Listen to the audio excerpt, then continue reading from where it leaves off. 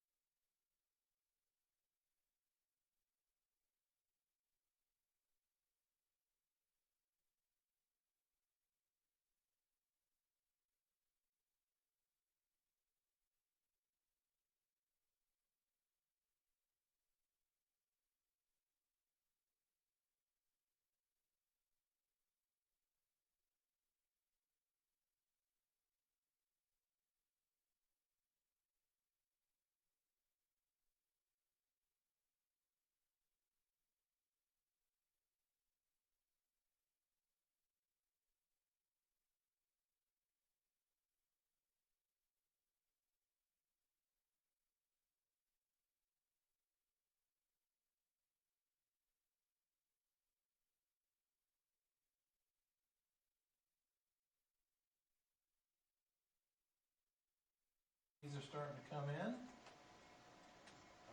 in. April, I was looking for you and I didn't see you, but there you are. Is Pat here tonight? I'm looking Pat right Briggs. at him. He was here. Oh, there He's he right is. there. Pat. Hi, Pat. I didn't see Oh, you. hi, Pat. Good evening, ladies and gentlemen. The Board of Selectmen's call to order at 6:01, March 11th, 2021. Excuse me, I'm going to take a roll call. Sheila, Here. Pat, Here. Ed, Here. Mike. Here. Okay, good evening, everyone. This is a virtual Board of Selectmen meeting. We are using the Zoom conferencing format. The webinar ID is 947-9875-1611. If you wish to make a public comment and speak on an agenda item, please use the raise your hand feature on your device. The moderator will be notified and will unmute you. Please identify yourself before making any comment. April, would you like to go ahead and open your committee? Sure. I'll open the budget board meeting tonight.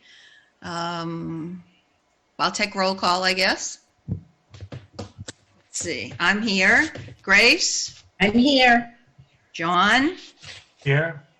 Dan Beard? Dan? You here? David Betsis? Here. Alan? No Alan. No Alan yet? Okay. No David James either, right?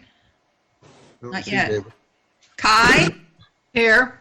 Steve? Here. Dimitri? He's not here yet. Michelle? Here. And Stedman.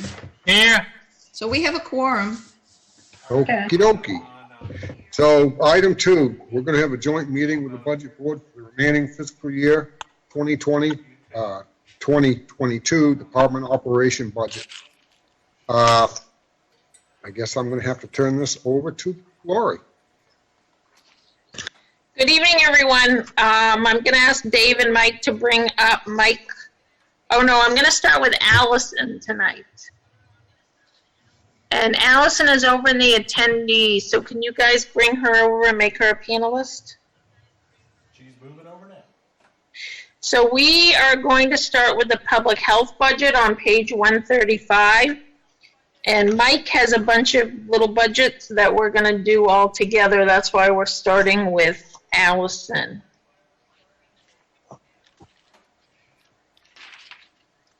Allison, we can't hear you. Hi, everybody. I see there that. Sorry.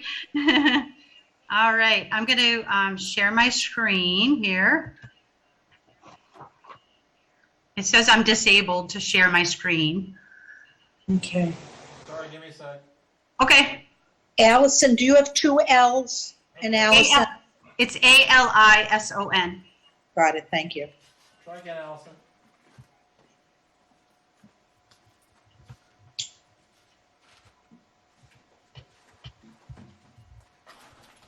There we go. Here we Hold on, I go. gotta, all right, slideshow. Probably just about everything except for, insurance. Okay, so I'm Allison Kennebunkport from Kennebunkport Public Health Department. And as I always seem to start off, I thank you all for being so supportive of the Public Health Department. We're such a lucky community to offer this service to our town residents and guests. This year has been a challenge in public health worldwide. Who would have known that last year we would be living through a pandemic?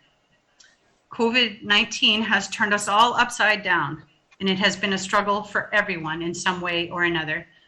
It also has been an exciting year as a nurse to be involved in the public health, and it has brought on new tasks and challenges. Our department has stepped up to the plate, educating town through public announcements, numerous phone conversations, updating our website on COVID-related topics, and mostly our ability to provide COVID testing to our community. I have seen so many nostrils in so many shapes and sizes. Who would have known there were so many different types? But on a serious note, COVID testing has been a great offering to our town employees, our residents, first responders, and the business community. I believe we have helped a great deal to keep people going, reassured, and when needed, directed them to medical attention in a timely fashion. This year has been a revolving door change, and it has been hard to keep up with the newest information before it changes again, but I'm happy to be a part of it. I'd like to take this opportunity to briefly introduce some new staff that came on board this past year during the pandemic. Amidst the pandemic, about the middle of June, we welcomed Stacy Corsi to our team of one.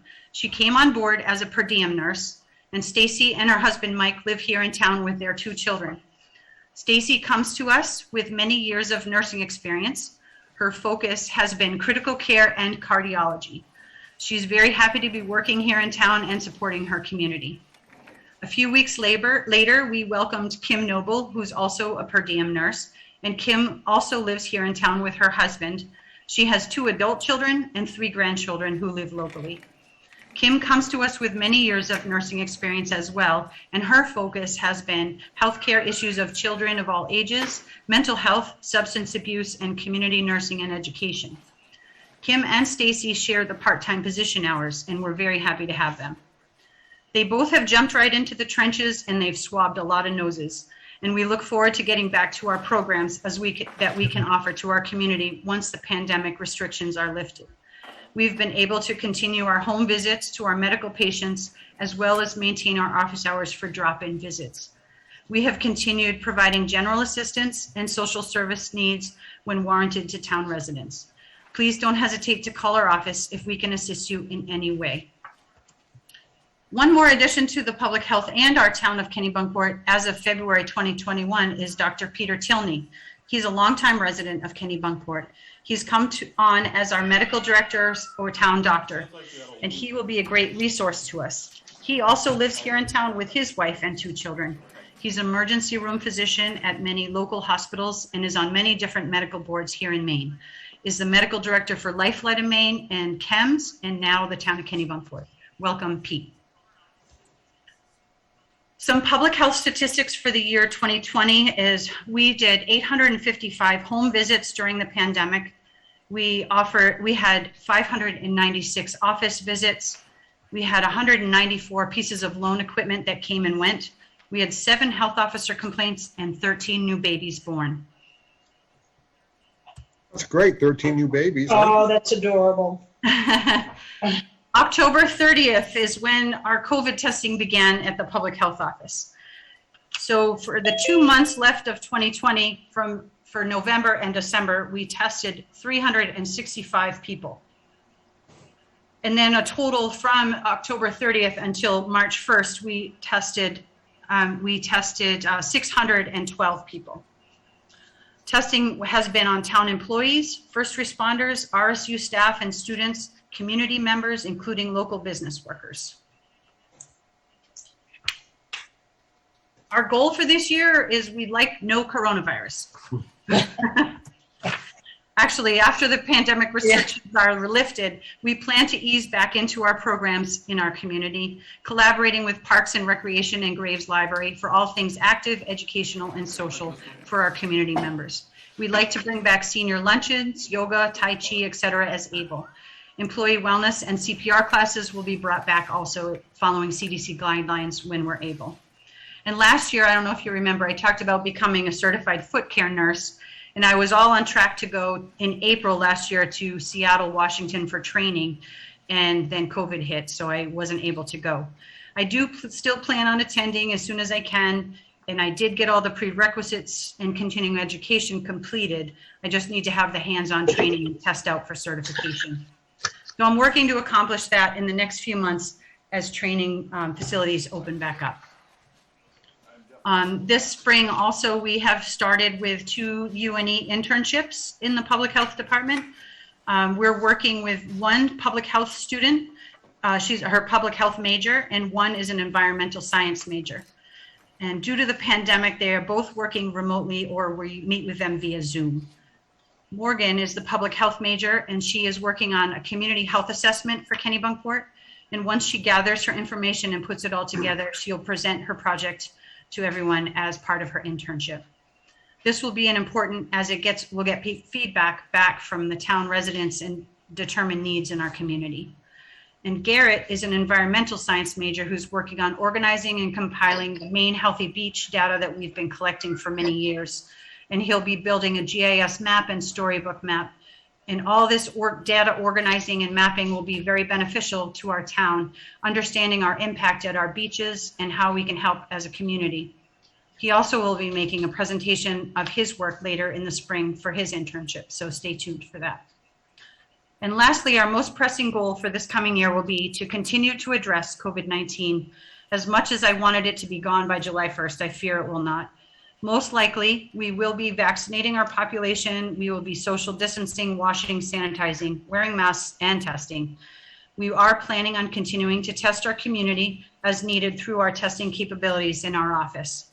We are working with Dr. Tilney and the Maine CDC and local agencies to try to become or host a community vaccine clinic here in town.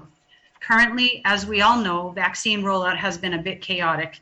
And I will not begin to figure out how it has been, why it has been so difficult. But I'm hoping that once it becomes more readily available to Maine, we can make it more readily available to our community. I don't have an answer if it definitely will happen, but I am trying. That'd be great. I hope so. Some budget changes. So next year, the budget, I'm requesting an increase in our part-time nursing position to go from 18 hours a week to 24 hours a week.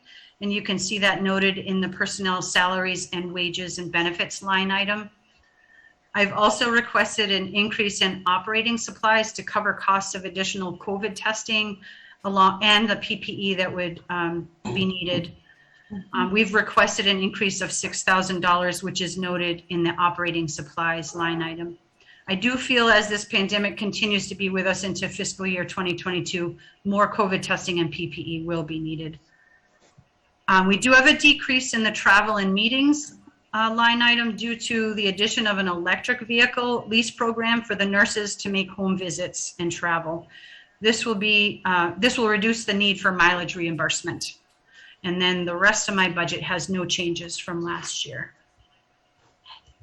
Are there any questions? Allison, this is Mike. Do you know, do we have any idea, maybe a better question for Lori, how much of this new COVID money that has been authorized that we might get?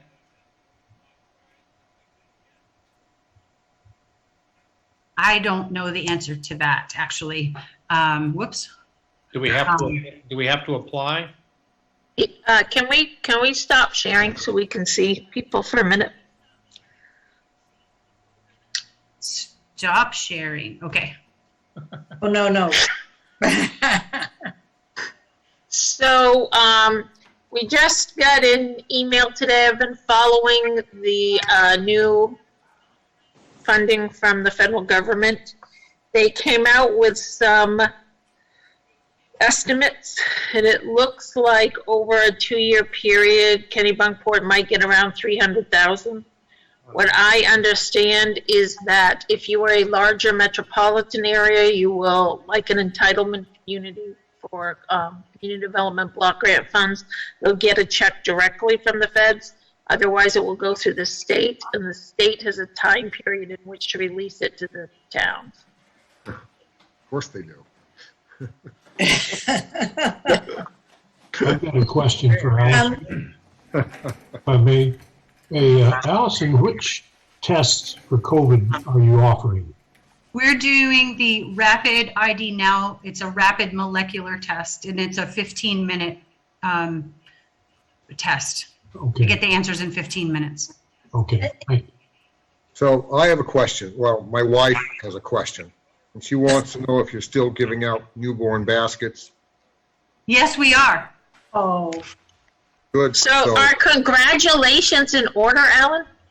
to you, Al? No. No. That's passed me by. No, she just wants to know because she wants to she wants to do some more knitting. So, Absolutely. okay. Great. Anything in particular that you need?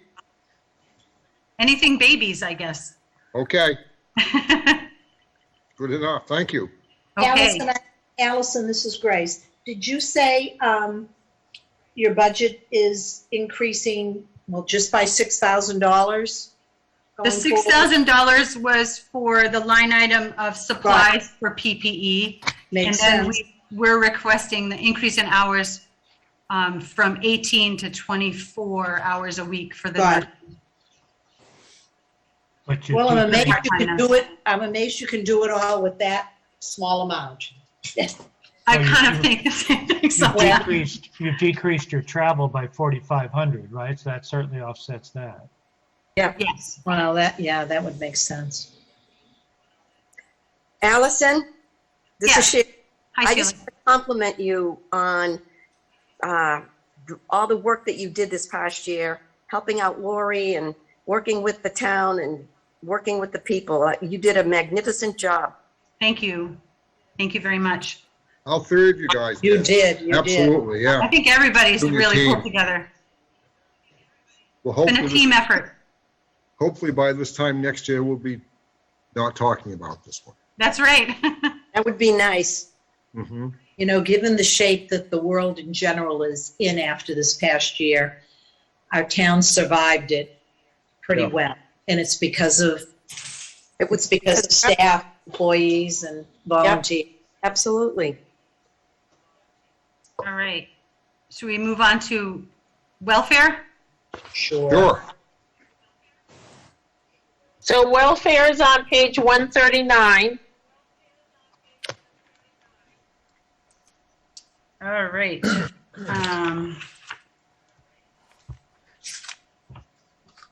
Oops, sorry. I'm sorry. That's all right, Allison. I messed you up. Don't Yeah, you did. apologize. We have all night. That's a nice Okay, picture there we of go. your staff. All right, well, thanks to our generous community, we have many town offerings for assistance. Every year, I'm amazed at the generosity of our community. Thank you to everyone who donates to the various ways to support those in needs in our town. This year, we had 7 students participate in the backpack program. They got a new backpack, and then they got, the Health Council provided each student with a gift card to Staples, and that was due to COVID because we weren't sure what supplies the students were going to need for school and who was going to be in school and not in school. So we just opted for a new backpack with a Staples gift card so they could get whatever they needed for school. We had 4 children participate from 4 different families in the Secret Santa program this year. We assisted 17 families through fuel assistance totaling $3,888.12. This includes oil, propane, electricity, K1, wood, or wood pellets. Food assistance, community outreach services is our local food pantry where we get our food assistance from. And this has been quite a year for them. Early on in 2020, they saw the need would be growing quickly with the pandemic, and they stepped up to the plate. They moved locations 2 times and changed how they work in order to make it easier and a smoother operation for our communities. They first moved into Vinegar Hill to increase the capacity of their offerings to 2 drop-in pantries per week. This was on Tuesday evenings from 4 to 6, and then Friday mornings from 9 to 11. And midweek food requests continued through the general assistance offices until mid-September. And then in September, they relocated once again to the former teen center by Park Street in Kennebunk by the Park Street School. This is their permanent residence now, and they have changed how the food pantry runs. You can go online and sign up directly for a request. You don't have to go through the general assistance office any longer. The family in need calls directly, or they go online and they pick a date and a time that works for their family, and they can go pick up a box of food. It's more convenient for the families and their schedules.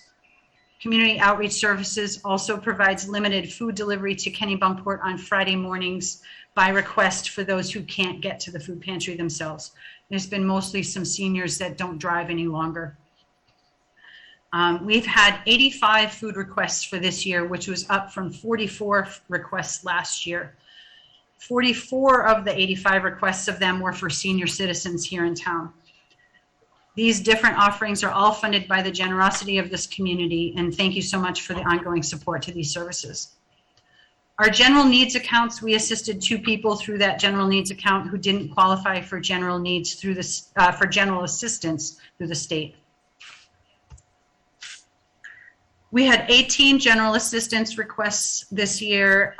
That was up from 7 last year, and only 1 of them qualified for assistance through the state, and the others we were able to help through the food, fuel assistance, and the general needs accounts. And that's pretty much it. Are there any questions? I don't think so. All right, well, thank you very much. Thank you. Thank Ellen. you. Thank you. Sorry, you can take all of it. You have a good evening. Thanks, you too. Bye-bye. Who's next? So next up, we have Mike Claus.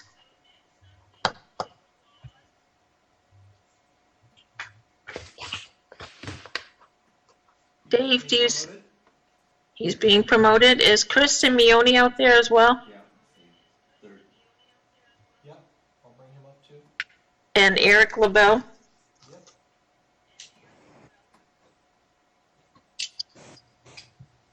And there's the Public Works team. Hello. There's my helper. Hi, Mike. Hi. Hey, Mike. Hello, Mike.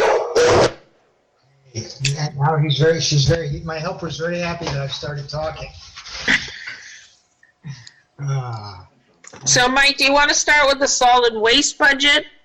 Yes. So that's on page 131. I just got to figure out how to share my screen. Let's see, share screen.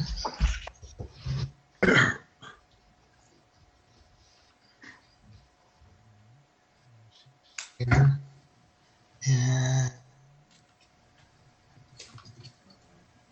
And we want to go to there. I think So that's you're sharing the Zoom screen. should So be. you have to stop sharing and then start again. Stop share. This time pick the PowerPoint. All right.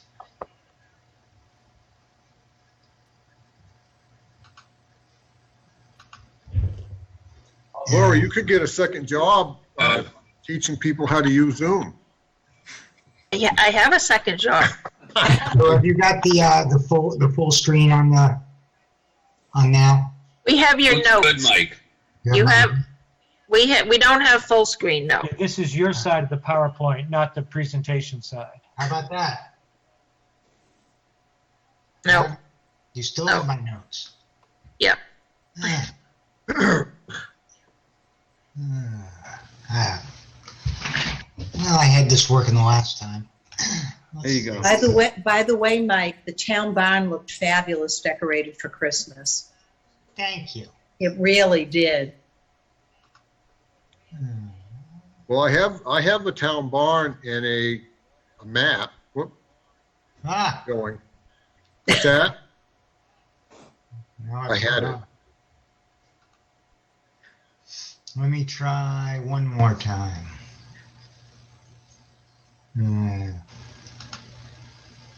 What's funny about this is Mike Claus is actually one of our more technologically proficient individuals. So There we go. Yeah. Okay.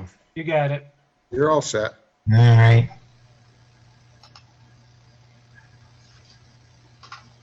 From beginning. Am I doing any better now? absolutely. Beautiful. All right. Solid good. So anyhow, we're going to talk about solid waste today to start, which is actually in the public health budget.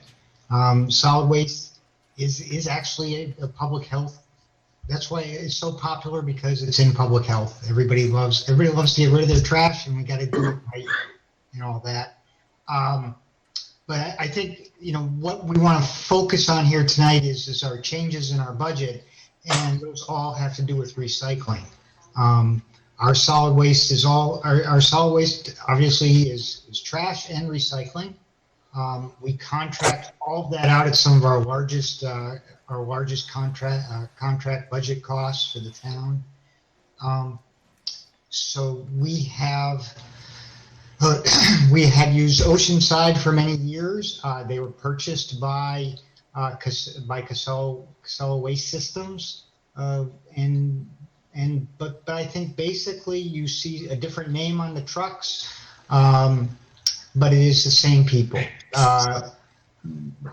I think what we've gained with Oceanside going over to Casella is they're able to draw on all the other local haulers that they have. They also are own BBI and Pine Tree Waste, which service some of our other communities. So our management and our folks over at Casella, can help bring other resources in when we need it.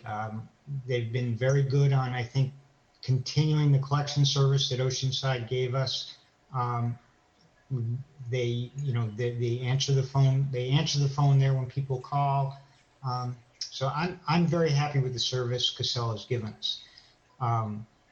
We renegotiated our recycling collection costs, because they're, as we've discussed in last year and in meetings, there is very little market for recyclables. It is not a profitable business, but we've decided to keep going with recycling. So we have to pick up our collection costs. So we've got to contract that's a fixed cost. When you see our budget, you'll see that it went up this year, but that just reflects that last year we only did 6 months of recycling, and this year we're going to do a full year of recycling. So what happens to our solid waste? We have a long-term contract with Casella to dispose of our solid waste, our trash, at a fixed cost. We don't have flow control on that. They decide where it goes to. They can take it to their transfer station, and then from there they're going to take it either to one of their facilities or try to find another place to put it. Generally speaking, I think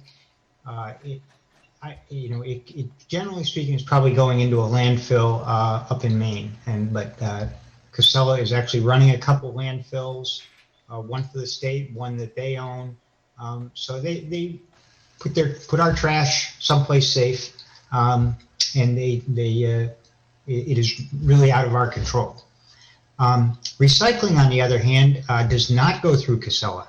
Recycling goes through Eco Maine, because we went and looked at what's our best cost to market our recyclables. It costs money actually to market recyclables. There is to get them processed and out the door and out to some place where somebody's going to recycle and reuse what you put out curbside costs us money, and we pay by the ton. It's not a huge cost. It's you'll see in the budget that it's from a magnitude standpoint, our recycling is less we probably going to do 300 to 400 tons of recycling versus maybe 1,600 tons of solid waste. So the cost isn't there, but there is a cost. So what's going on with recycling and what are we trying to do? Well, we started 2 years ago a solid waste committee. John Dykstra on the budget board is our chairman, so thank you, John. And the committee has worked really hard to publicize recycling, to make sure it comes back, right. We have worked on a website. We've worked on. We've been to the polls, and I think we've done a very good job trying to get recycling restarted in Kennebunkport. We've had very few problems and very few complaints. I'll get to some of the problems in the next slide, but I just want to say, I think recycling, it's made its comeback. It started again in January, and we're into our third month of recycling, and it seems to be going well. My phone is not ringing off the hook. Casella's phone isn't ringing off the hook. I hope your phones aren't. There are some questions and bumps in the road, but I think we're doing pretty good. We had a meetup. We had a meetup with any town resident who wants to come back in January of Public Works. We'll probably have a second one when we get COVID clearance to try to answer people's questions who weren't here and who might not have been here in January, but might be here when it's a little warmer. So we're looking at hopefully a fall event where we'll go out. Our solid waste committee will go out and answer questions from the public. And try to get everybody excited about recycling. Just one other item I just want to mention is we do have a compost program. We're trying to divert some kitchen waste from the solid waste stream. So we've given away over 90 compost bins. They're big bins. They're more popular out in the more rural areas of town. But if every one of these bins does a couple yards a year, that's going to be that's tonnage that A, doesn't go to the landfill, and B, we don't pay for. So I'd like to thank everybody who's out there doing some home composting and taking their kitchen scraps and getting them out of the waste stream, because it's saving us all money, and hopefully being good for the environment as you're getting some good compost out of that for your garden. So I'll just want to go back a little bit to recycling and just talk about some of the issues. We pay for clean recycling. We're going to pay $95 a ton to get it processed. The problem comes is that if you put things that are not recyclable out on the bin in your recycle bin, it can mess up and cause damage up at the EcoMaine facility up in Westbrook. And they don't like that, and they have an incentive policy that if we send bad recycling, they charge us more money, and it's a sliding scale. It can as much as double our costs if we send really bad recycling that turns out to just be trash, but we haven't had that so far. The only people who've showed up on our recycling wall of shame has been the Thursday route. And that was just a couple people there on the Thursday route that we had to put up there. And our problems on recycling that we're seeing is people I think it's just a matter of education, and perhaps we need to do a little more work on our bins. But people are taking plastic garbage bags and putting their recyclables in them and leaving them curbside. And that's actually going to mess things up, because if they throw that plastic bag filled with recyclables into a compactor, it's going to crush everything. the plastic bag will come loose and it'll be considered, and then when it gets dumped in the plastic bag and if it goes through the machinery up at Eco Main, it can cause a lot of problems. It just gets tangled up in all the gears and all the conveyor belts that they use to separate out the recycling. Now, we're putting single sort recycling in. That's all got to be separated out from metal, plastic, and aluminum and tin. So and all the paper and the cardboard has to get separated, and that's all done by machine. So if you put out a box, it's fine to put out a cardboard box for recycling, but if you put in it some of that Amazon bubble wrap or just any bubble wrap you've seen for shipping, that is also going to cause problems. If you just go and just put some hard plastic film in there, that's going to be an issue. And these are pictures. I just went out this morning and took a ride around the Thursday route and just saw a couple problems. And I'd say, 19 out of 20 homes that I went by were just fine, and but I think it's just we've got a few people out there who we haven't gotten the word out to. One had a lot of, once again, more plastic bags. They had food waste. It just wasn't, it was almost all trash that they put out as recycling. Somebody else had put their laser tag toys in the recycle bin, which is fine. It's plastic. You think that's good, but if it doesn't have a 1 through 7, if it wasn't a container, it's not recyclable. And if you go on our website, if you look at any of our handouts, I think we've tried to really get the word out as to how to do good recycling, and we're going to continue to do that. We talk to folks on Facebook, and we have a whole web page, Kennebunkport recycles.com. So I think we are really trying to get out there and get the word out, keep our recycling costs as low as we can, and to get the most recycling out there. So that's our goal.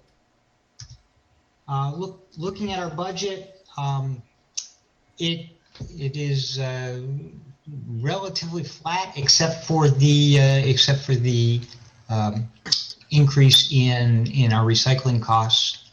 So that's what you're seeing in the 14.81% increase. So do you want to go, Laura, you want me to stop sharing and Can you, well, if you can bring it back up again afterwards, but yes, if you can stop. So I think there's a couple things there. Can you repeat what the website is where we have information on our recycling program? Kennebunkportrecycle.com. So we have a separate website devoted to that.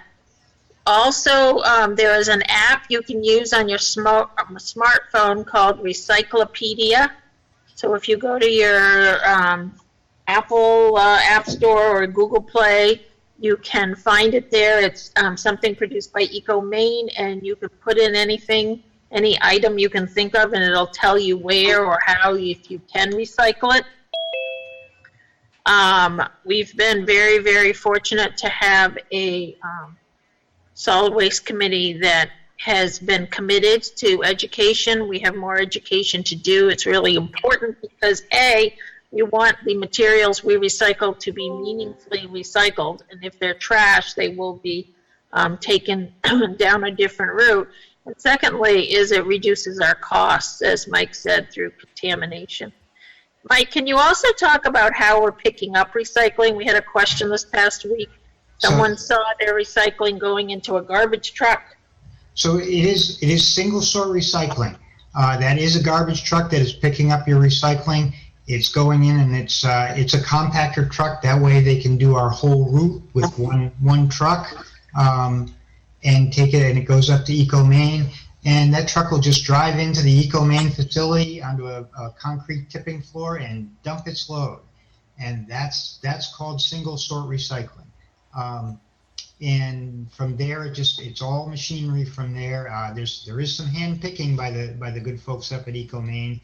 They do a lot of work to get clean bales of material out the door.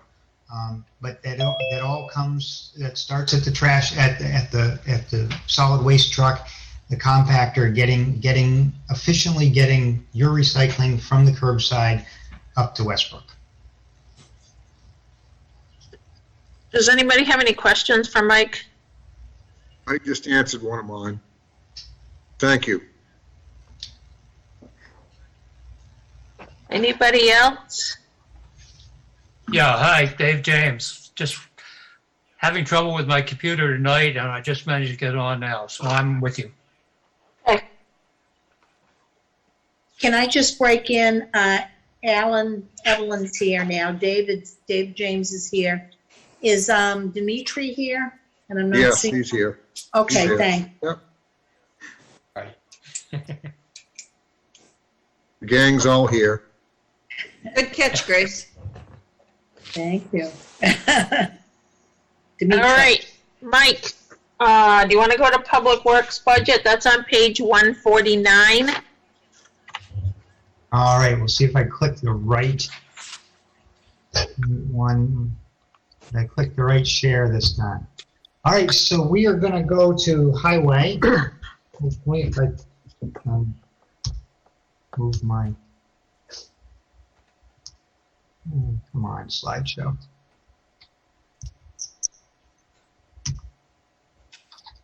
Oh, there we go. Highway Department. There we are. So I just want to start my highway department by saying thanks to my crew. We had a great fall. We had nice. We worked very hard this winter. No, okay, we didn't work that hard. It was a I think it was a quiet winter. I'd like to thank all of you for giving us some time off in January and here in March. We did have to plow some in February, but I think we did try to keep the roads clean when it did snow and ice this winter, and it's not quite over yet. Looking at the forecast, they say an inch or two here or there, and then we don't know what happens in April. But I think we are closing in on the end of winter. If you're asking budget-wise, we're doing quite well on salt, overtime, and diesel fuel. So that Jen will tally up those numbers in June and see how we've done overall. But I think from a winter standpoint and budgeting standpoint, the numbers you'll see going further down when we get to our winter operations. We've held them the same, even though we haven't spent all that money. And I recommend that we just stay that way because we're going on. We can't guarantee you're going to get a nice easy winter next winter. But that money all goes back to Jen and Lori. I didn't get to keep it anyway, so we'll go on that. Our public works. I think our public works crew did a pretty good job going through COVID. We worked real hard to keep ourselves socially distanced in our garage. We made it through without having any of our drivers out. So we kept our service up throughout COVID. Nobody went home. Everybody just social distanced, and we used our masks and are getting through. We've got some of our workers are actually volunteer firemen, and we've got a couple people vaccinated, and some of us are over 60, and we're scheduled for our vaccine. And then I think we'll pick up the rest of the young folks shortly thereafter. So I think we're in actually pretty good shape COVID-wise. Assuming those vaccines are going to work, we don't look at any real delays coming up with our work budget because of COVID. So we will continue with projects. Right now we're working out on Ocean Avenue doing some sidewalk work. We'll be down on Main Street doing some more sidewalk work we've got to do. We'll be down at Parsons Field helping Brees with his capital improvements down there. So we've got some interesting projects coming up, and I think you will see our crew around town. We'll be out there sweeping shortly. and spring is coming. So we're all looking forward to that. We are a fairly expensive crew for you guys to maintain. So we do understand. I mean, if you look at our salaries and wages, that is a hefty number for the taxpayers, and we understand that. We're trying to give you guys good value for what you're paying. Our major increase this year is we've added Eric LaBelle as our town engineer, so to speak. He's working down at wastewater mostly, but he's also helping out with highway, and he's helping out with climate change issues throughout town as far as planning goes. So an example of what, why do we have Eric? He's really helping out on we've got a bunch of big projects coming up. I think how do we justify that cost? I mean, just today, Eric got me some cost savings on some survey work on Wiles District Road. He met with us down at Cape Porpoise Pier to look at the issues we've had with we had a little granite fell off the bulkhead there during the last tide cycle, and we met down there with our consulting engineer, and Proc Marine was down there today, and Eric was down there helping me out, figuring out solutions to keep the pier up and running, which we will do. But it's been very good to have an engineer we can call on to work on our big wastewater projects, on helping out on my road projects, and I think we will be able to cut back on some of our overhead costs from consultants. The consultants will continue to do some engineering, but I think Eric can pick up a lot of the costs on our construction administration, which I think will be a big help for the town. So that's what you're seeing for our salaries and wages increase. Otherwise, we're pretty much staying the course. With other things, we've cut a few items just because, such as culverts, we cut that down because we bought some culverts last year. They're still in my stockyard. I don't foresee us using more, so we cut that down a little. There's other things like street marking. We had carried forward some funds through there, so that's why that was so high before.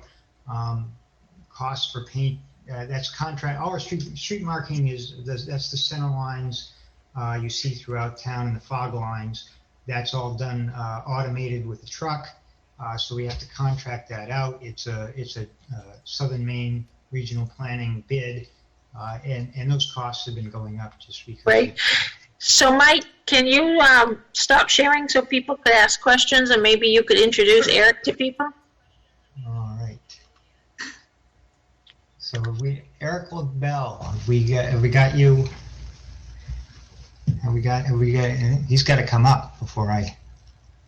Mike, what's Eric's title exactly again? He is principal project engineer. I think we gave him that title. We tried to make it look, but he's basically going to oversee a lot of the capital items we're doing around town. Got it. Am I dark or? You look like the Phantom of the Opera. I know. I'm not sure why. I'm sorry. I'm in my vehicle, so I've been in on the call. I'm not really sure why my phone behaving the way it does, but yeah. So anyway, Mike, you want to introduce Eric? So Eric LaBelle, I've known Eric for a long time. Eric, I used to, back in the old days, work at the city of Portland. Eric followed me there. We both worked for Bill Bray and a number of the other people up there. And then as I went on to other towns, Eric became involved with the American Public Works Association, and I was also involved in that. So we've worked together on a lot of statewide and even at our national Congress events.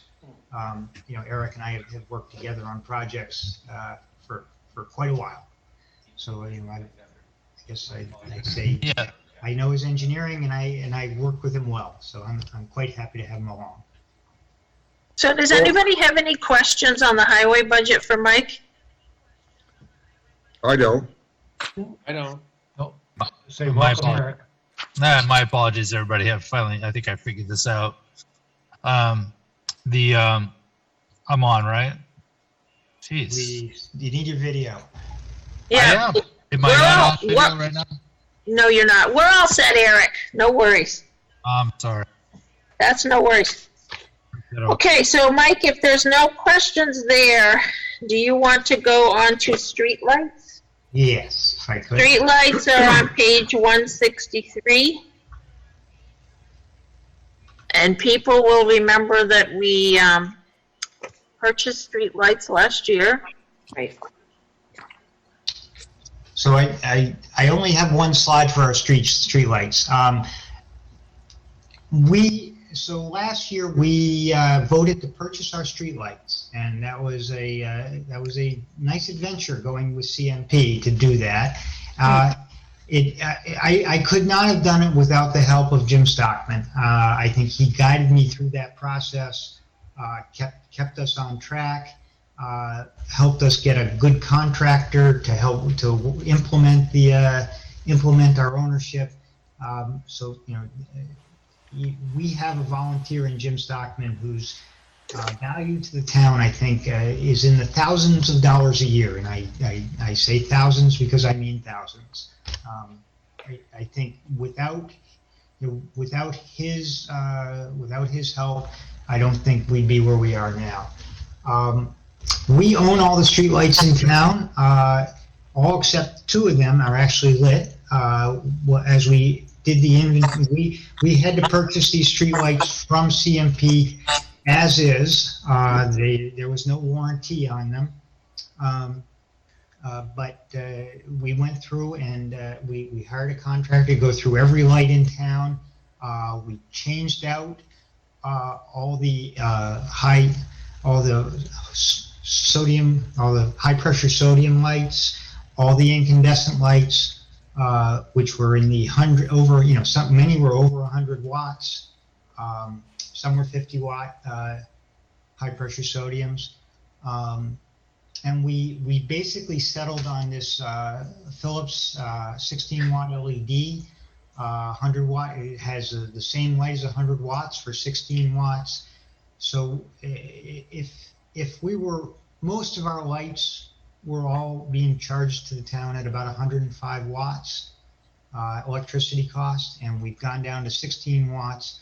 We expect to see a significant decline in our costs, but you got to remember we just purchased these lights in August. We had to go through and do this inventory and change out. We had to follow the CMP format to do that, and we have accomplished that and gotten to but from there it had to go from CMP's management into their billing, and that is not an easy process, let me tell you, but it's happening. The issue with CMP is because of this delay, they don't tell us exactly how much we're paying. They just are giving us credits. So last month we had 0 for a bill for our streetlight electric use. And that'll continue until we get all our credits back for reducing our wattage. And then we will actually find a monthly payment that Jim and I think we know. We haven't gotten that confirmation from CMP. But that's why you're seeing $16,000 in the budget for electricity. That is for not only the electricity use, but the transmission and distribution. So next year, if the town decides to go to a separate electricity supplier, that cost for electricity will come out of that 16,000. There will still be a small transmission and distribution charge that CNP will charge us, just like they would charge anyone. For expert professional, if Jim does need some help in looking at how we're going to use our streetlights, he has some money. We have some money in the budget for that, but that is mostly to pay for our private for our contractor who's going to work on maintain our streetlights. If we have problems, we have to pay for them. We have a contract with Camille Electric to maintain our lights. It's on a time charge basis. So if we have a big storm and lights get hit, or there's just something in town, we would have to take care of that ourselves. Yeah. All right, thanks, Mike. Do you want to stop screen sharing so we can ask if there are any questions? I love streetlights. I hope it wasn't boring everybody.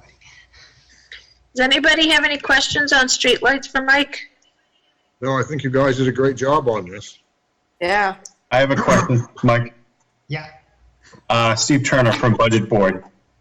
So is it fair to say that the lights are now standardized? And yeah, well, we have this town has radio wave platter lights mostly, and that is a very old design. Some of our lights go all the way back to the 20s, and so we're just putting a screw-in bulb in those. Those bulbs will last about 3 years.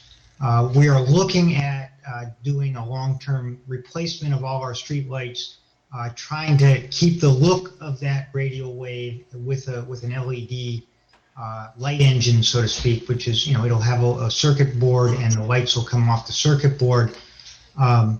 Those tend to last probably 15 years, those before you have to do any kind of maintenance on them. Probably we're looking at, just for purchasing, about $600 a light, and then we'd have to pay to install them. So we're using the term light a lot. And so the street light includes the light fixture, which is the platter fixture mostly you're seeing, and then the bulb. And so what we have done is replace the bulbs to make them LED efficient at this point. But we are also looking at our fixtures because those are very old, and trying to find one that matches the town's needs, as well as one that will be good for the town long term. So we may replace a couple of lights we will have to replace a couple of lights this year. So we'll probably be buying the new LED style lights. When you say lights, you're talking light fixtures. Light fixtures, because we have two that are broken right now that I can't fix. They're done. So I need. Did that answer your question, Steve? Or? yeah, and then I have one follow-up question quickly. High level, would you say that the lighting for driving, night driving, or just in general, is stay the same or improved or a little bit worse? I think it's a little better. I think we are brighter with the new bulbs we've put in are certainly a little bit brighter and more consistent than what was there before. Okay. And so I think, just since we've taken over, I think we've got better lighting than we had last year. Okay, great. Thank you. Any other streetlight questions? I think so. I'm not seeing any. All right, well, thank you, Mike. Okay. Thanks, Mike. We still had, did we have So- that? We're not doing any more for you tonight. So we are going on to recreation though. And so we're going to bring Brees up for recreation on page 167 in your books. Brees Regal is our interim Parks and Rec director, who's taken over since Carol retired in December. Laurie, how do we spell Brees? Breese. In Regal, like I think. Reagle. Okay. Reagle. L-E.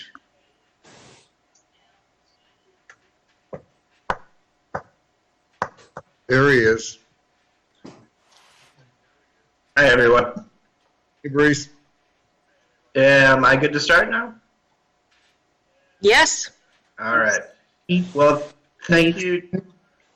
Thank you to the Budget Board and Board of Selectmen for taking the time to review the Parks and Recreation Department budget proposal for fiscal year 2022. I'm going to start with sharing my screen, which is my first time doing that. So.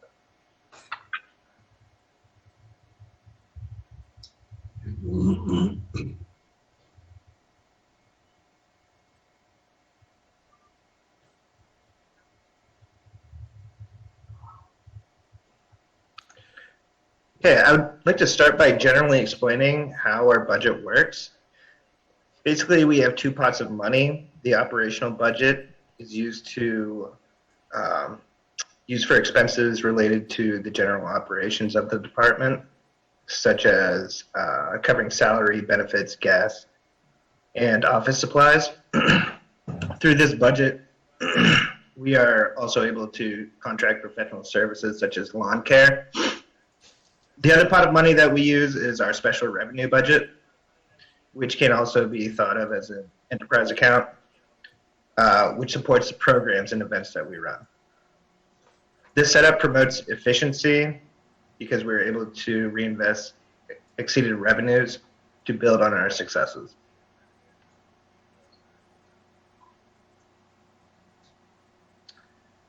2021 wasn't a great year for the most of us. Beyond the pandemic, our department has been challenged we are operating at full capacity right now with one less full-time employee. This has led to longer hours for the full-time staff to keep up with the excellent quality of the services that we expect from ourselves. In addition, during the dry summer, we noticed our field was developing a brown spot in the middle. We first thought that this was due to the drought that we had, but unfortunately, when we got some consistent rain, we found out that we had a bigger problem. We had a grub infestation. After researching some various ecological friendly remedies, we came up with a plan to use beneficial nematodes in spring 2021. The nematode is a parasite that infects the beetle larvae, eventually killing it. This is a healthy organic option that does not affect people or pets. And it also allows us to stay true to the town initiative of moving away from harmful chemicals. As with all the other town departments, we have been uniquely affected this year due to the pandemic. Rather than focusing programs which enrich the lives of our citizens, we've shifted to providing basic necessities. We've also been mostly limited to offering programs out of our building, other than when the school district allows us to use consolidated gym when providing childcare. Finally, to keep our families safe, we have limited our flexibility to discourage students in our programming from basically coming and going. And so that's that. Does anybody have any questions so far? Not yet. Okay, great. You're doing a great job. Thank you. This is our year-to-date comparisons from fiscal year 2020 to 2021. With the year-to-date comparisons, you can see that we have fared decently during the pandemic, but it should also be noted that we've received over $57,000 of subsidy funds from the school district to help offset the cost of childcare for the families that we serve. On the other side, for registrations you see here, you can see that those have dropped significantly. This reflects our shift from providing an abundance of enrichment activities and programs and making that shift over to basic necessities for the community, as well as our staff decrease.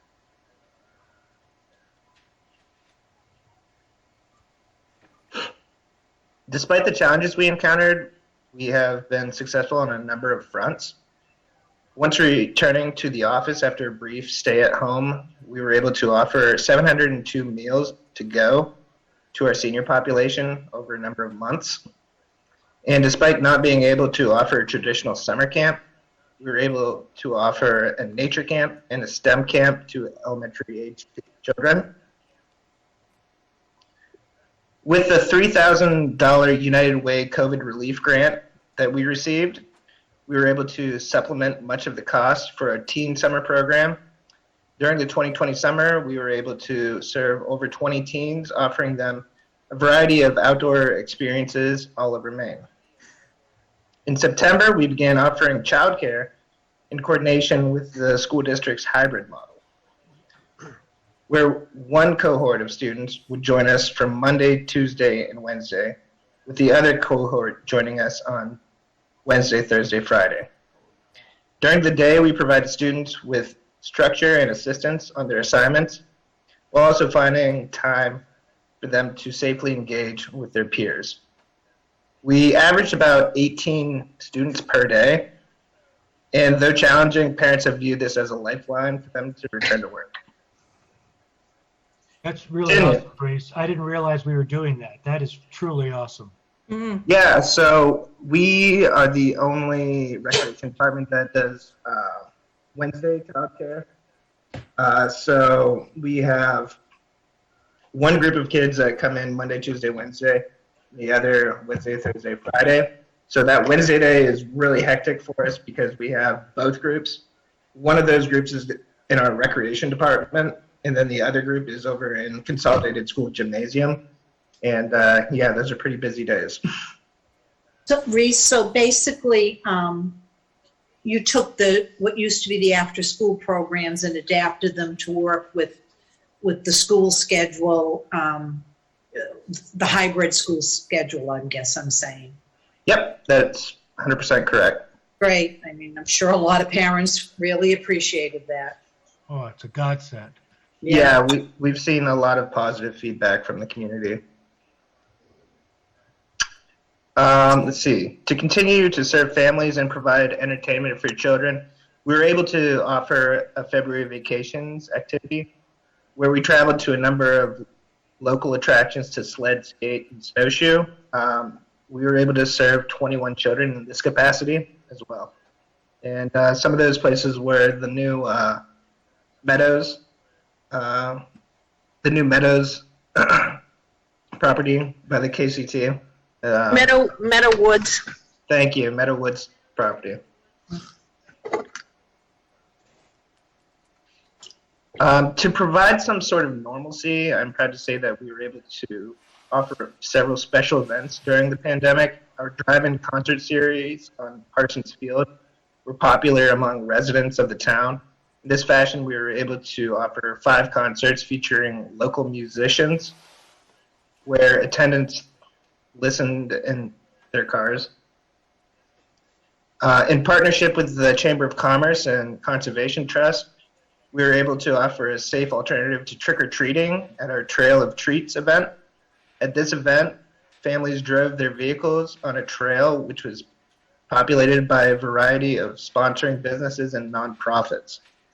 Along the trail, over 600 children were supplied with candy and $1,500 was donated to the Recreation Department. Another holiday event that we participated in was the Trail of Lights, spearheaded by the Chamber of Commerce. For this, we decorated our building as a gingerbread house, which was lit up between 4 p.m. and 9 p.m. during the holidays. We were also sponsored by Cape Arundel Inn and Resort, and all monies were raised were allocated to our our scholarship fund. These ventures that we've gone on has been able to maintain a steady income for the Recreation Department of around $16,000 per month. On the hedges? Yeah. With the waking effects of the pandemic, we've been reminded of the benefits of having community sponsors and partnerships. These partners have helped us by sharing the ever-thinning resources that we come upon, to help create some of the most exquisite programs and events that we could put on. And some of these new sponsors, or I keep on calling them sponsors, excuse me, partners, is the Seashore Trolley Museum, Rotary Club, the Conservation Trust, RSU 21 we've been with for a while, and the Chamber of Commerce.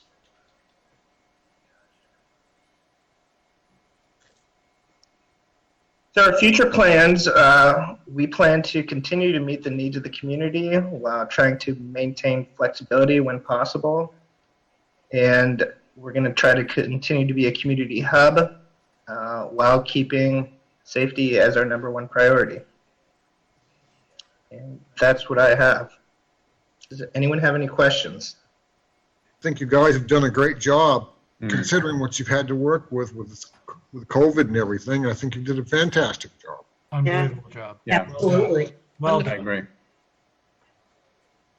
Thank you. Does anybody have any questions for Brees on Parks and Rec?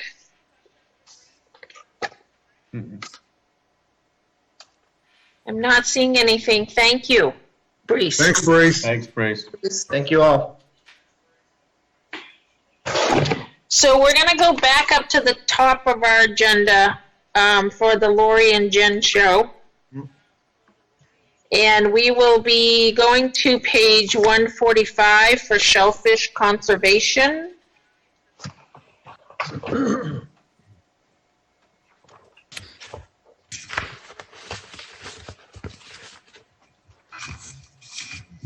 So the Shellfish Conservation is our way of maintaining our clam flats in town. We have very few flats.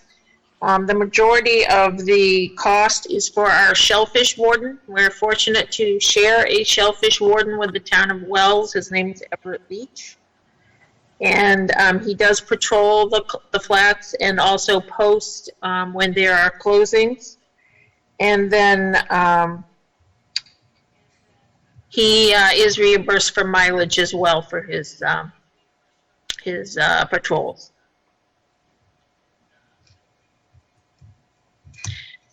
Are there any questions about shellfish? Nope. So let's go to 147 for public restrooms. I'm going to let Jen do that. Thanks. Good evening, everybody. So Hey, under Jen. public, hi, how's everybody doing? Good. Good, good.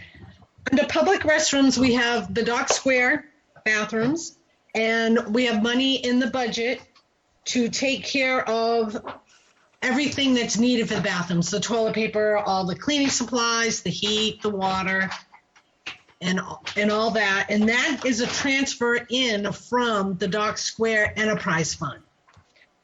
And the other public facilities we have are porta potties, and I believe those are at Goose Rocks.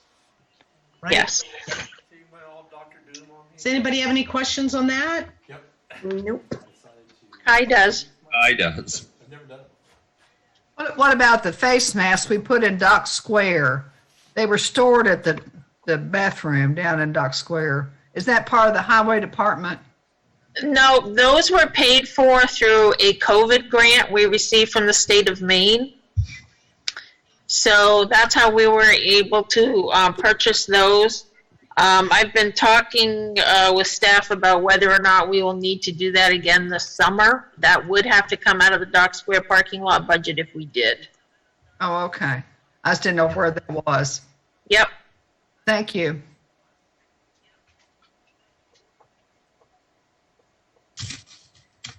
If we don't have any questions there, we're going to go to utilities. On your agenda, it says utilities is page 163, but it's really page 157. Under utilities, it just has the fire hydrants. The fire hydrants are what we are charged by Kennebunkport Wells Water District, and it is a portion of the overall revenue needed from all the towns for the main capacity in order to have fire hydrants.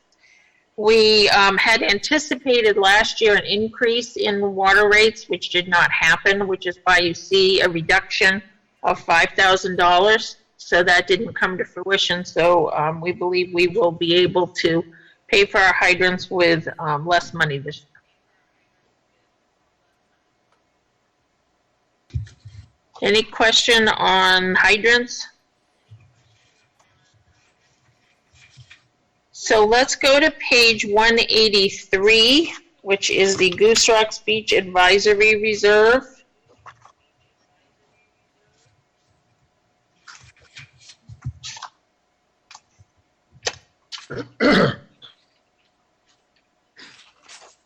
So the town entered into agreements with a number of property owners. I believe we have 65 property owners that have signed agreements with the town, and what the agreement said was that the town would not pursue title and rights if they gave the public the ability to recreate and use the oceanfront beach property. It also sets up a requirement that the town manage the public use of that responsibly, and we established a Goose Rocks Beach Advisory Committee who meets to counsel and advise the town on issues related to beach use. And we also had to establish a reserve fund, which is $2,000 per signer. So we need to keep a certain level in our reserve fund. So what we do each year is we budget what we think we need for expenses related to maintenance of the beach with enough so that we also can maintain that reserve amount as per our agreement. You'll see in here that we have salaries and wages related to patrol. So that's the majority of the funding that we spend is on summer patrols on the beach, both in terms of parking enforcement as well as beach patrol. And then we do have some funding in here for water quality testing. We do a lot of water quality testing at the beach at least once a week at both Colony as well as at Goose Rocks Beach. And in the past few years, we've done additional DNA testing to try and spot any issues with water pollution. And then you can see that we also have Goose Rocks Beach advisory expenses. So if you see the brochures down there, the educational brochures or signage, things of that nature all come out of this account.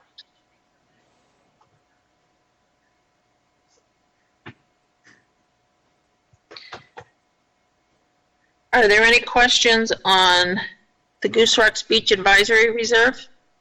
Nope. If not, then let's go to page 187, which is the contingency account.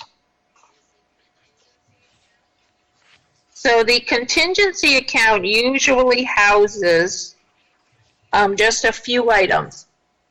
One of those is our accrued liabilities account. So when we have longstanding employees who leave and they may have additional time on the books, vacation time that we pay out, rather than budget that in every department account, not knowing what employees might leave what years, we do have a reserve account and we contribute to it each year. So you can see we've put $10,000 in this year.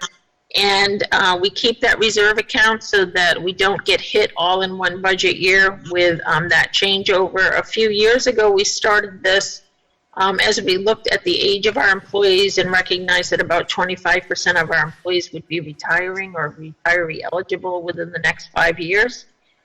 So this has served us well, and that accrued liability is normally in there.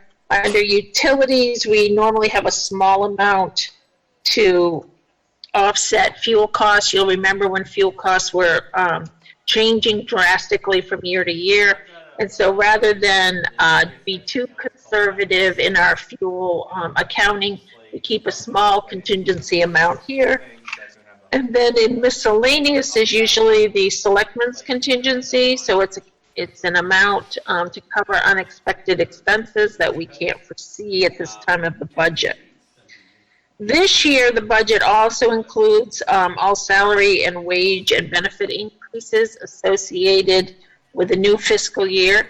Normally, come July 1st, our union contract will have a cost of living adjustment, and that impacts benefits as well. Our union contract is up on June 30th of 2021, and because of that, we don't have a contract in place, and so I can't budget for what the amount will be. So we have a contingency amount in here so that the selectmen have some leeway to negotiate a contract over the next few months. Jody Moscript, that's interesting. A lot of interesting names on here. Yes, John? Lori, that contingency is about $100,000 on the personnel. Is that what I'm saying? Yeah, it's about 111. Yep. Okey doke.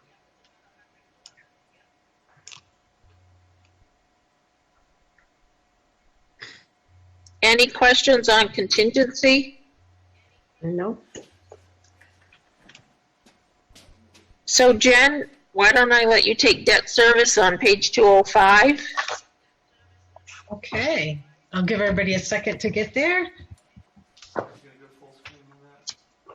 So what, if everybody's ready, what we have in here is our bonds that we've had in the past, our 2003 sewer bond. Our sewer bonds are split 60% to the general fund, 40% to the sewer fund.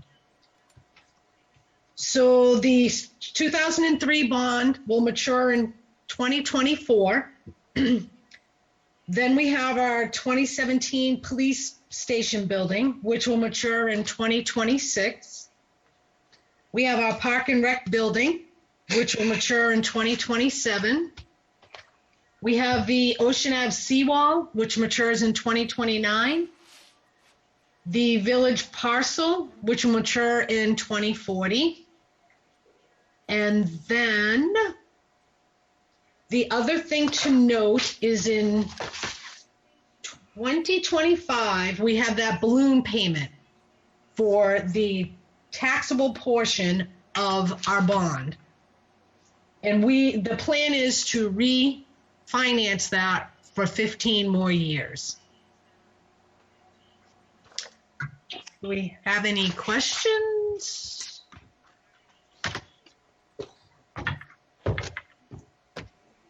I'm all set.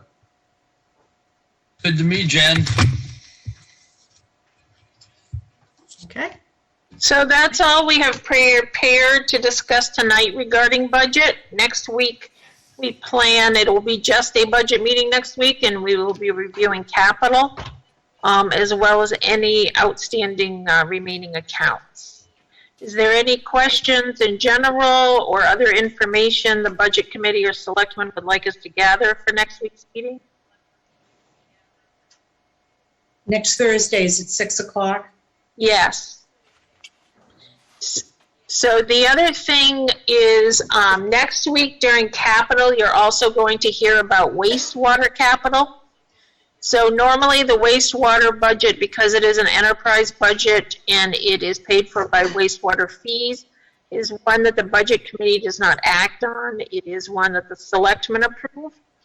But this year, the selectmen will be bringing forward a bond request for wastewater projects. And the budget committee will need to take a vote on whether they recommend that bond. And so Chris Simeone will be there as part of the capital presentation to talk to you about that wastewater bond and what capital projects are needed. Ours had like 6, 12. I'm going to send, or I'm going to have Tracy send out his PowerPoint on Monday to you guys, so you can just take a look at it because there's quite a bit of information in there. So you should be getting that by email as well. Mm-hmm. Are you finished, Laurie? I am, sir. Thank you. April, would you like to adjourn the budget committee? I would. By the way, Why- thank you guys for showing up tonight. It's great. Great. It was a great presentation again, as always. Do I hear a motion to adjourn? So moved. So moved. Second? Second.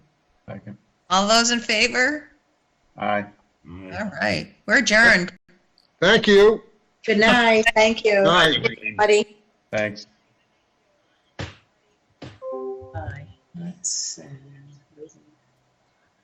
Okay, item 3, approve the February 25th, 2021 Selectmen meeting minutes. So moved. Second? Have a first and a second. I'm going to take a roll call. Sheila? Aye. Pat? Aye. Ed? I wasn't at the meeting. Okay. Mike? Aye. Alan says aye. Motion carries. Okay. Public forum. This is an opportunity for anyone who wants to address the Board of Selectmen with an issue that is not on the agenda. We're not talking about short. See any hands raised? I see no blue hands raised. Okey-doke. Item 5, appoint municipal BMV agent. I guess I'll pass this over to Lori. So Tracy O'Rourke was our Bureau of Motor Vehicle agent, and our new town clerk, Jamie Mitchell, is been trained now. She had to attend state training, and she now can take over the Bureau of Motor Vehicle agent. So we are asking that she be appointed effective March 18th. Okay, could I have a motion? So moved. Ooh. Have a first and a second. Okay, Sheila, Aye. Pat, Aye. Ed, Aye. Mike, Aye. Alan says aye, motion carries. Congratulations, Jamie, another job. Okay, item 6, review suggested revisions to the short-term rental ordinance by town attorney. I guess, Lori, this is you. He, from the last meeting, did review the short-term rental ordinance and some of the feedback we received with the town attorney. You'll see one addition on page 2, and that is we should bring Werner up for this. Is Werner here? Dave and Mike, can you bring him up? So we have included in here a new definition, which is residential rental accommodations. This was suggested to us by resident Paul Hogan. We do have a definition. It is in the land use ordinance, but it was not a part of this. And in discussing it with Amy Chow, she thought it was a good idea to include it here as well.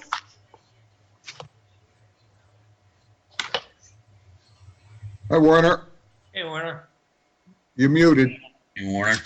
There you go. Yep. Good evening, everyone. Aye again. Guten Abend. Yeah. So we are just looking to see if the selectmen have any additional feedback at this point. I think that you and I also Warner- wanted to give you a clean copy of the ordinance because it had all the track changes in it before, so we've cleaned it up so that you could read it more easily. I think you guys have done a great job. Werner, Lori, everybody, the whole team, putting this together. It's taken a long time with a lot of effort and a lot of public input on this. And I think it's probably, I think it's probably time to go ahead and move it forward to the warrant if everybody is in agreement with me. Good with it. I think it's an excellent piece of legislation. It's not, didn't make everybody happy, but I think this has been the most transparent piece of work that we've done. I move that we move it to the warrant. Second. I have a first and a second. Okay. Excuse me. Sheila. I am recusing myself. Okay. Pat. Aye. Ed. Aye. Mike. Aye. Alan says aye. Motion carries. I will ask the public if there's anything that they would like to make a comment on. Do you see any hands? CE. I'm sorry, I couldn't. F7X. I didn't hear what you said. I'm sorry. It's all right. It's somebody's hashtag or. Oh, okay. I don't know Yep. where that came from. I'm really Stella. And I was just going to say, there were a couple of very minor typos, but since my first job was as a copy editor at the New Yorker magazine, I did notice that town clerk, sometimes the C in clerk is not capitalized. I'm sorry, but you're breaking up a little bit, and I didn't understand what you said. Okay, I said that it was just typos if you wanted it to be perfect. The town clerk, the C in clerk is not always capitalized. This goes back to my first job as a copy editor at the New Yorker magazine. Oh. I was a young thing. So I just Okay. thought I'd point that out in case you wanted it to be perfect. Okay, well, thank you. These things leap out at me. What can I say? I was also the editor-in-chief of the Law Review, and that was my main job, was finding typos. Okay, so thanks. And actually, what I want to know is, are you going to be able to run again, Alan? I beg your pardon? Are you going to be able to run again for selectmen? I thought I saw that 2 people were up for re-election or something. Yeah, Mike and I are both up for re-election. I can't speak for Mike, but I can speak for myself. I am going to go ahead and run one more last time. Oh, good, because it wasn't clear to me, and I was hoping they weren't looking for somebody to replace you. And especially since after all this work you did on this ordinance, I thought it'd be a shame if you weren't there to be on the Board of Selectmen at the, and Mike also. So, and I'd like to thank Mike because he seems to have been a really good force on this, while negotiating or discussing with the Goose Rock speech people. And, Mike's done a great job. and so Always. I think, considering the vehemence of opinions on both sides, I think you really deserve a commendation. So thanks, Well, the thank- 2 of you. I mean, thanks, everybody. Well, thank you. Mike, is there anything you want to say? I've taken out papers. I just got to get people to sign it. I'll be glad to sign it anytime. I will sign. All right. I'll get somebody to sign for you. I'm not sure I'm considered a full-time resident, so I'll get my husband to sign for you. Well, thank you. Okay, thanks. Is there any more hands? See any? Okey-dokey. Oh, let's see. Item 8, consider Dock Square parking lot fees for 2021. I sk- We're on 7. Whoop, did I skip one? Don't Yeah. forget the dogs. I did. Okay, sorry. Item 7, review suggested revisions to the animal control ordinance by the town attorney. Yeah. So we'll just say that the animal control ordinance had a few pieces of feedback from the town attorney. There was one place where we didn't change the date to September 15th. It was September 30th, so we've made that amendment. The other thing that was noted was that we had removed all references to the 200-foot designation from the nesting areas. So that was put back into the ordinance you have before you. I did share these amendments with the Goose Rock Speech Advisory Committee, and they are in agreement with them. I know there's representatives in the audience if there's questions. Good. I make a motion that we accept the revision. Tracy has her hand up. Oh, I don't know who Tracy is, but I will allow her to speak. Tracy, you should be able to speak. Hi, thanks for letting me speak briefly. I spoke a couple meetings ago, and I just wanted to say again thanks to the Beach Advisory Committee for, I know they put a lot of time and effort into coming up with these modifications. And I would just ask again that that there would be, a second look taken at the winter dogs off leash hours. I did write an email to Lori that was copied to you guys, and it's really just, a lot to take away. That's a really wonderful time of day for those of us who walk our dogs on leash. And I would just really ask that we go back to the 12 to 2. And I think a lot of people would really support that and be able to go along with that 6 months of absolutely no dogs off leash. It would make it a lot more palatable, I think. So just my 2 cents, and thank you for hearing me out. Thank you. Thank you, Tracy.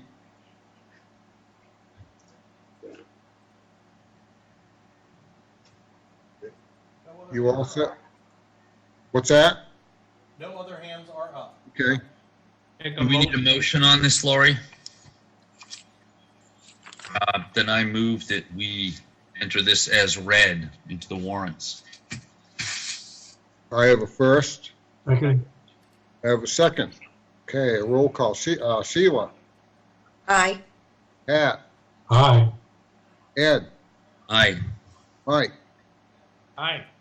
Alan says aye. Motion carries. Okay, item 8. Consider Dock Square parking lot fees for 2021. Last year, the fees were increased from $3 an hour to $4 an hour. The staff is not recommending we make any changes this year, but we are looking for selectmen to adopt an hourly fee. What's the pleasure of the board? So move. Second. Yeah, so moved. I make a motion, we maintain the current rates. Okay, I have a first. I have a second. Okay, Sheila. Aye. Pat. Aye. Ed. Aye. Mike. Aye. Alan says aye. Motion carries. Item 9, authorize quitclaim deed for map 027, block 001, lot 001B. This was a property that we foreclosed on back in January. Jen Lord, our treasurer, was able to make contact with the mortgage holder, who has paid all past due taxes, interest, and fees. And we are requesting that we release the property with a quitclaim deed. So moved. Second. I have a first and a second. Okay, Sheila. Aye. Pat. Aye. Ed. Aye. Mike. Aye. Alan says aye. Motion carries. Okay, item 10, accept the following donations to the Carol Cook Garden. $5 from Michelle McGuire, $5 from Allison Giggery, $5 from Mackenzie Hartung, $5 from Kristen, I need some help with that lady. Grazik. Grazik, okay.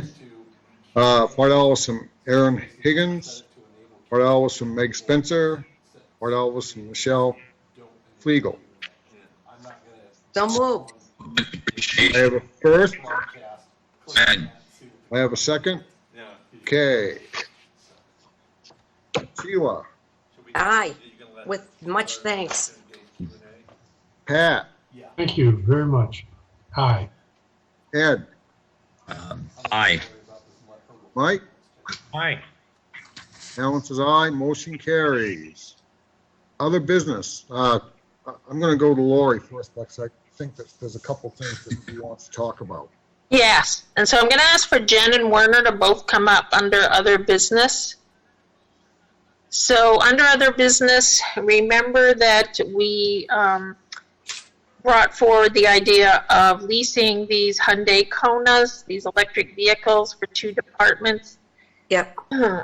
Jen has been working with Hyundai on all the paperwork, and they came back, and since this is a very new program and we're the first ones out of the gate, they are learning the process with us, and they've learned that they need a motion that specifically states for the use of public health office and codes of planning with the VIN numbers.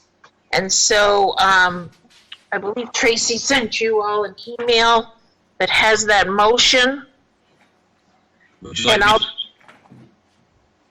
I make a motion to enter into an agreement with Roe Westbrook to lead 2 2020 Hyundai Kona vehicles for use by the Planning and Public Health Office Department with VIN numbers Kilo Mike 8 Kilo 53 Alpha Golf 0 Lima Uniform 073045 and Kilo Lima 8 Kilo 53 Alpha Golf 3 Lima Uniform 094004. Get all that, Alan? We got it. I have a first. Would you repeat that? You did a great job. We weren't on TV, Mike. So I Army training. Do I have a second? Second. A first and a second. Okay, Sheila, Aye. Ed, Aye. Pat, Aye. Mike. Aye. Alan says aye, motion carries, and I think this is a great program for us. You too. We'll move forward. We'll Yeah. see. So you have one more thing, right, Laurie? Probably you have several more things. Yeah. Don't give her too much time, Alan.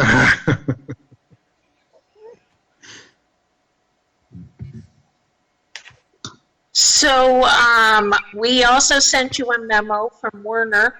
Werner became aware of an issue related to zoning in Dock Square. And although it's probably a little later in the process than we normally would look at for the June town meeting warrant, it's not too late. And so I asked Werner to discuss it with you tonight.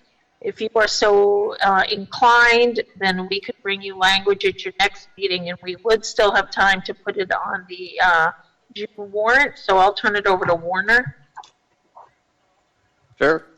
Good evening, everyone. You should have my memo in which I outlined just a little bit of a discussion about residential mixed use. So a number of years ago, this is 2015, the voters approved residential mixed use as a use in a number of zones in town. And essentially what this use is that, quite simply, it allowed for the mix of residential and commercial within the same building. Essentially, the thought of having residential units on an upstairs, commercial type use downstairs. But the way that the language had been written prior to this, the ordinance would lead you to believe that you needed twice the minimum lot size, in order to accomplish that. So we created a performance standard so that you could essentially have this type of mixed use, in town. So to date, we haven't had any takers, on this, except that we have had some interest within Dock Square, and Dock Square is one of those areas where where this type of use fits pretty well, in the sense that we have commercial uses there, obviously. We actually have a number of properties, in Dock Square that, that are very similar to this, where you have some residential use upstairs, and commercial on the ground floor. So what I'd like to do is I'd like to propose some performance standards revisions to this, make it offer it up as a conditional use within Dock Square, subject to a planning board review. So that, we have some properties in Dock Square that could benefit from this. We also, within the performance standards, would have written in there that these units are intended to be used as principal residences and, not as short-term rentals. I think it's a great idea, and I'm quite surprised that we already didn't have it in the ordinance. Yeah, I don't recall what the discussions were in 2015 on this. I suspect some of it had to do with, with not really having any developable land area within Dock Square. But certainly, there is opportunity for, the retrofit of buildings in the Dock Square zone for this. I think I'm in favor of it. I am too. And me as well. So you're gonna bring language back to us? Is that what Right.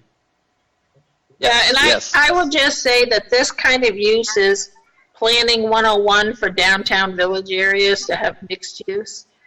So it makes all kind of sense, and it does exist now, but what Werner would do for your next meeting is show you what he would propose and how it would look in the zoning ordinance. And you'd want to vote on it then. Warrant. I'm We sorry. would want to get feedback from you then, and it also has to get voted on by the planning board. Yeah. What about you, Sheila? You didn't say anything. I'm fine with it. Okay. I mean, we're already doing it, so. Pat, you said you liked it, right? Oh, yes, definitely. So there's all 5 of us. Okay, great. On Thank board. you. Thank you very much. Very Thank good. you. I'll put together some draft language for it. It'll be pretty straightforward. And bring it back to you at your next meeting. Okay. All right. Thanks. Thanks, Great. Warner. You have a good night. Thank you, you too. Good night, Warren. Lori, you have anything else, Lori? You know, the only thing I have is this past month, I've spent a lot of time writing documents, both for the budget and for the town report. And there's been a lot of people reminiscing, as this week is the week that COVID hit, really, in the United States, and people started shutting down. And it also gave me an opportunity to go back over this past year and look at our calendar and all the things we've accomplished. And I really just want to thank the Board of Selectmen for their willingness to step forward and at the very low level learn Zoom and jump into the virtual meeting format. And at the very high level, be responsive, keeping updated on things as they were ever changing, messages from me, being willing to meet on a moment's notice and take action when it was needed. I'd really like to thank the staff who were flexible through this whole process, who jumped in and did things that they never thought were part of their jobs, and really learned new ways to do things, and really were the ones who helped bring all this together. It's been a very challenging year, and I always like to say that challenges bring success and opportunities too. And I think it also gave us a great opportunity to work with our business community this past year and bond there. So it was very challenging, but I think it brought us all closer together. And kudos to you, Lori, Yeah. for the energy that you brought and ideas, Creativity. very good ideas to get us through all of this. So thank you. Yes. You certainly have helped the Board of Selectmen a lot. And Alan, we bamboozled him into being chairman for another year. That's okay. It's coming to a close. There's going to be somebody else's chair coming right up. That's what he thinks. Anything else, Laurie? Okay, how about you, Sheila? Do you have anything? Nothing. I'm good. Ed? Nothing for me, thank you. Pat? Nothing. Mike? Yeah, I'd just like to say one thing, and that if I get reelected in June, I'm really gonna look forward to working with this team again. I think we've done a lot of good work this year. I'm sure everybody doesn't agree with it, but I think we put our heads down and got a lot done with Lori and the rest of the staff, and good year. If I get reelected, I really look forward to working with you again. Yeah, we seem to be a pretty good team. Yeah, you're absolutely right. Together a long time. Yeah, yeah.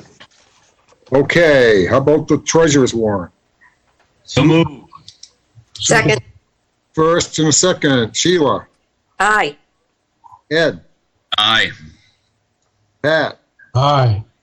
Mike, Aye. Alan says aye, motion carries. Motion to adjourn. Move to adjourn. Second. What's that, Pat? Move to adjourn. Second. Oh, okay. I thought Again. you had, I'm just ahead of you, Alan. I thought you had your hand up to ask a question. Okay, I have a first and a second. Sheila, Aye. Ed, Aye.